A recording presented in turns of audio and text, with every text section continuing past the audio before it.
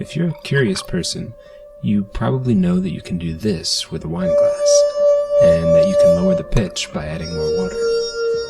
If you line up several glasses, often it's called glass harp. What you may not know is that you can also do the inverse. You can put an empty wine glass in a tank of water and control the pitch by raising and lowering the glass. Let's call that the inverted glass harp, and let's think a little about how it works.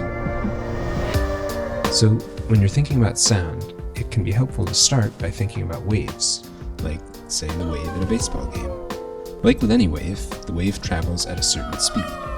In this case, the speed depends on how fast people can react. Now, what if those same people were holding cinder blocks? Then the wave would travel slower through the stands, because it would take longer for each person to react. Here's the effect shown with rope. As long as the tensions are the same, waves travel slower through the more massive rope, because each piece of the rope takes longer to react. On a guitar, as long as the tensions are the same, a more massive string carries slower waves and therefore resonates at a lower frequency. Here's the effect with rulers. Here's a ruler vibrating off of a desk, and here's that same ruler with weights glued on. The more massive ruler resonates at a lower frequency. Okay, now, if you've ever moved around underwater, you know that it's harder than moving in air. That's because even though there aren't cinder blocks or extra weights, you still have to accelerate all that massive water around you. If you want to use a fancy science word, you'd say underwater people have a lot of virtual mass.